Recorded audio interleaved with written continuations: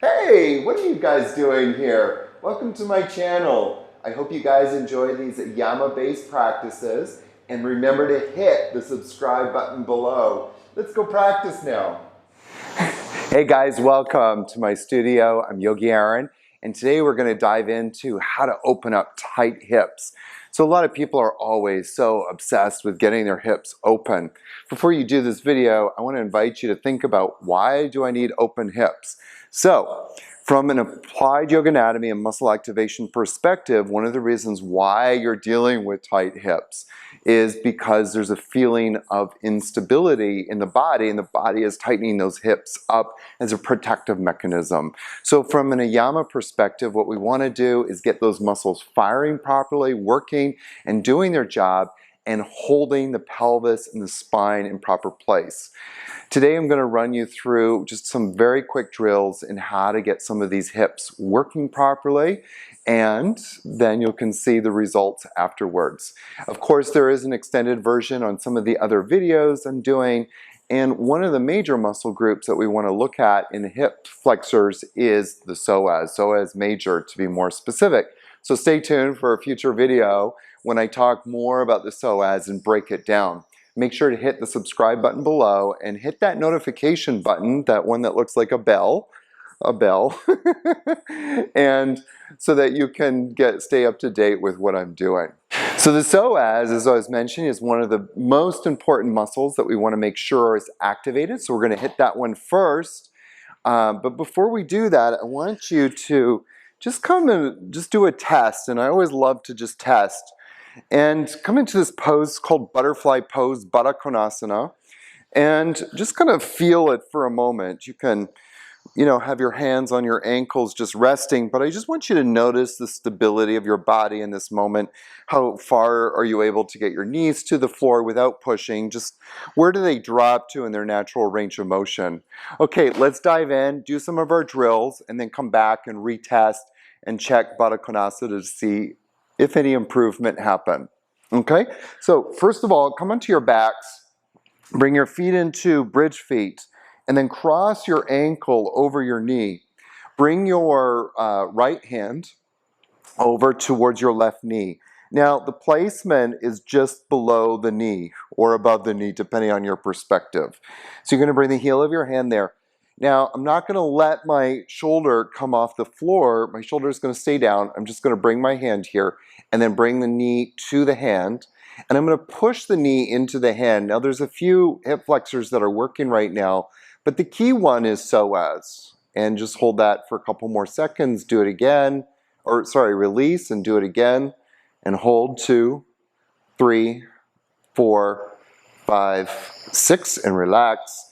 Do it again. Hold for 2, 3, 4, 5, 6. Good. Do it one more time.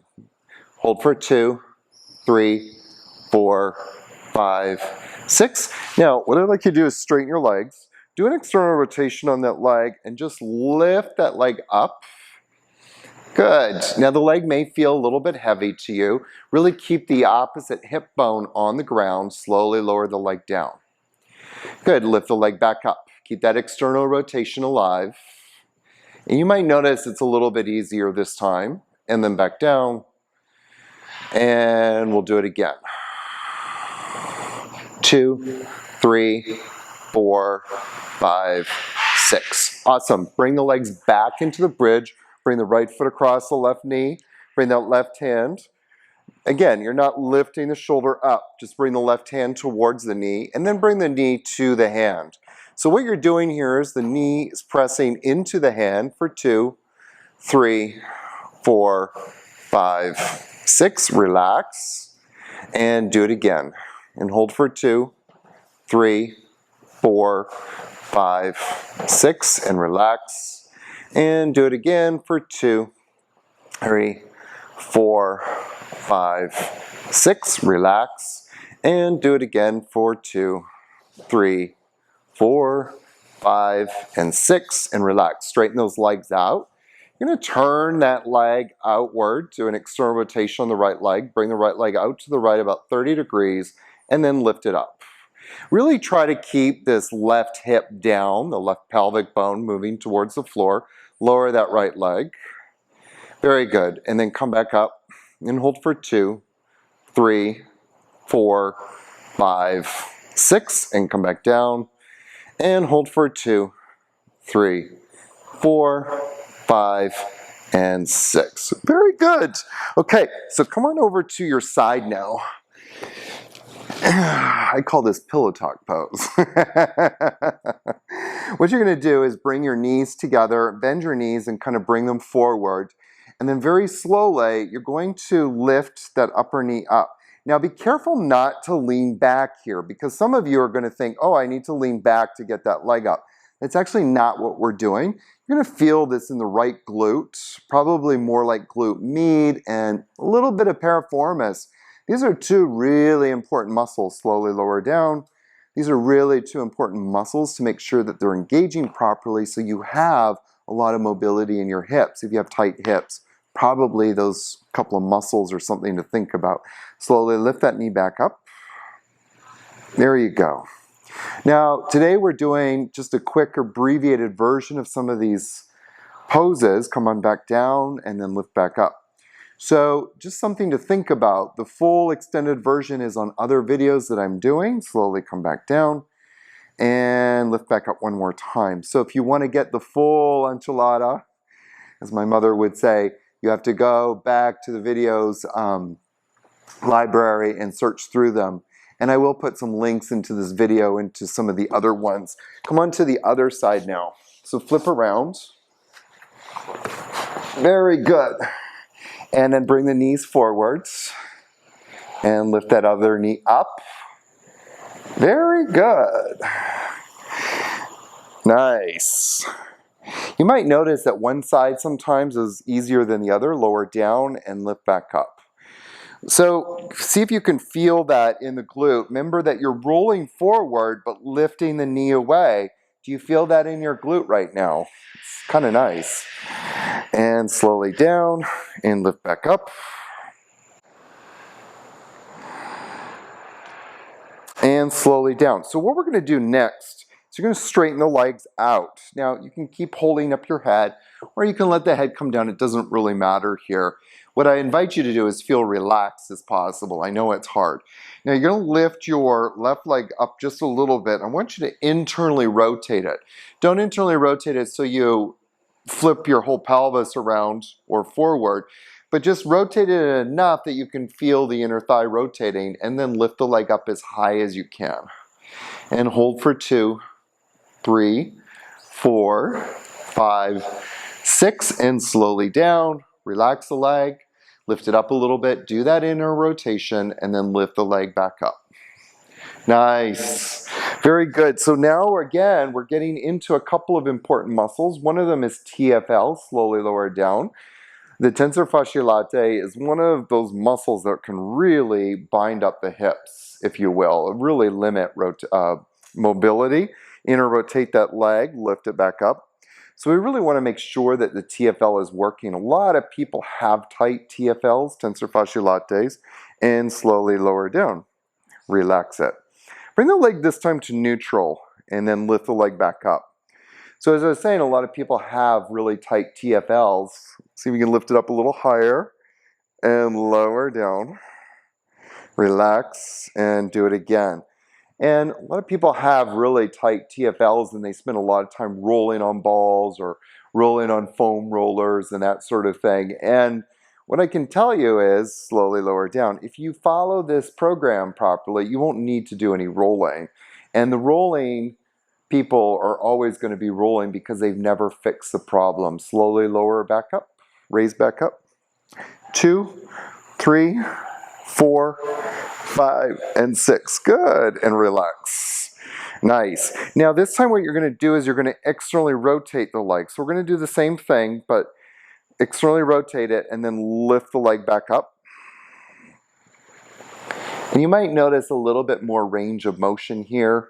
It's got to do with the way that the head of the femur is sitting in that hip joint. And then slowly lower down. Or more particularly, how the greater truncator is sitting in the hip joint. Externally rotate it, lift it back up.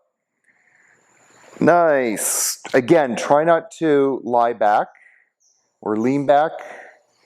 A little higher and then slowly back down. That's awesome. Okay, now we're going to flip around.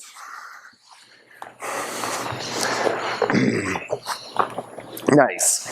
So, where we started on the other side first was lift the leg up just a little bit, internally rotate the leg, and lift it up as high as you can. Keep the leg as straight as possible. I was just noticing that my knee was wanting to bend a little bit. Lower back down. And then again, lift it up a little bit, internally rotate it, lift it up, and hold for 2, 3, 4, 5, 6, and back down. And internally rotate the leg and lift it up and hold for 2, 3, 4, 5, and 6, and back down. And lift the leg up a little bit, internally rotate, lift up all the way, and hold for 2, 3, 4, 5, and 6, and back down. Now this time you're just going to let the leg be at neutral. So just lift it up and then lift the leg up. So the leg is just at neutral. It's neither internally rotating or externally rotating back down. One of the other muscles that this is working, and lift the leg back up, is the glute med. And glute med attaches right to the actual hip bone into the pelvic floor or pelvic bone. And its really job is really to hold the hip bone in stability through range of motion, through movement, and lift it back up. So if you're feeling a tightness in your glutes, specifically glute med, it's because it's a protective mechanism from the body to hold those bones in place and then come on back down. Of course, when the muscles tighten up, then you've got limited range of motion, and that's why you want to stretch your hips out. And then turn the leg back up and lift up. Good. So really externally rotating that leg.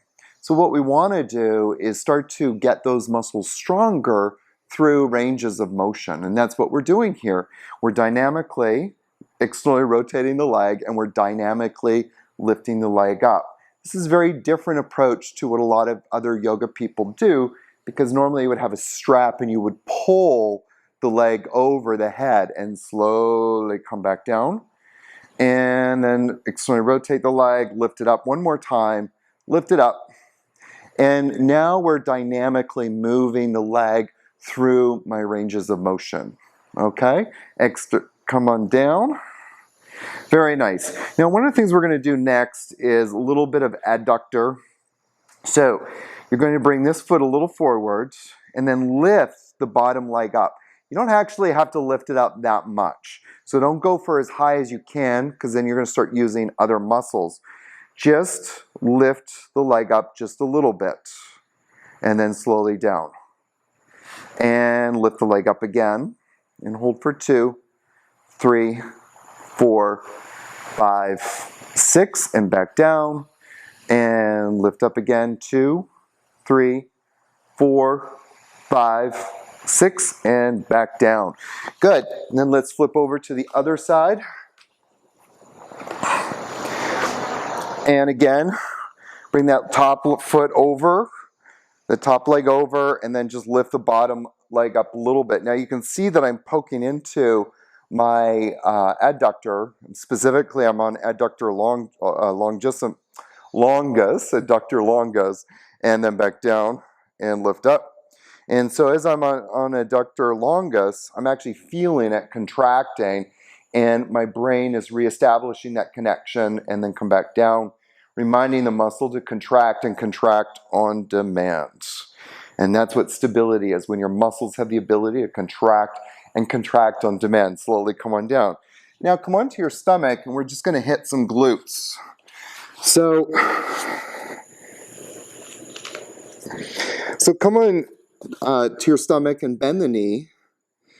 And from here, I want you just to lift that leg up just a little bit here. Okay? Now what you're going for is to really feel that left glute contract. Slowly come on down. Bend the knee. Contract the glute and lift it up. Okay, so some of you might not be able to get the hip up very far in this extension. Slowly come on down, bend the knee, contract the glute, lift it up. And that's okay. That's mostly because either A, your glutes aren't very strong, and then slowly come on down. Let's do the same on the other side. Bend the right knee, engage the glute, lift it up the leg.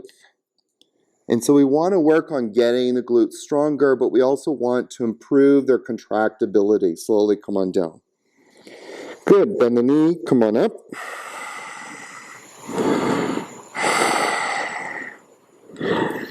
And then come on down. And bend the knee, engage the glute, come on up. And hold for 2, 3, 4, 5, and 6. Okay, come on down, turn over onto your back. We're going to do our last drill. Maybe our second last drill. So engage the glutes, bring the arms out to the sides, lift the hips up into our bridge pose, Setu Bandhasana. So really press down into the heels of the feet. You can kind of touch your glutes to make sure that they're working and they're firing and they're tightening, and then come on down and come on up. And pressing down, lift up a little higher. And come on down. And lift up again. Really press down here. And lift up a little higher. Maybe lift the toes. Press down into the heels of the feet. Lift up, and then come on down. Straighten the legs out. This is the last little thing that we'll do to make sure that our hip flexors are working. You're going to bring your legs together, turn the toes out to the sides, and then lift the legs up about 30 degrees. And really squeeze the legs together, but also keep turning the toes out, and then come on down. Good. Bring the legs together, turn the toes out, lift up. Hold for 2, 3, 4, 5, and 6. Come on down. Bring the legs together, turn the toes out, and lift up.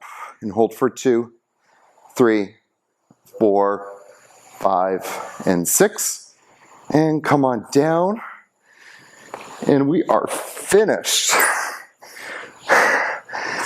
going through our hip drills. So bring the legs together, bring the feet together, and just notice how you feel. Notice if there's a difference. I can tell you with myself, I can feel like I lift taller. Sitting here is a lot easier than it was. And I believe that my knees are down just a little bit. I probably got a couple of inches on those knees. And you can bet I'm going to go back and look through the footage to see what I looked like before. So thank you again. Continue doing these drills, and I promise it'll get easier to feel more open in your hips, but more importantly, you're going to feel more stable in your hips. So stand up, see how you feel, walk around, but also more importantly, see how you feel as you go through the activities of your day. Remember to like this video, click the subscribe button, and I look forward to seeing you again real soon. Namaste, my friends.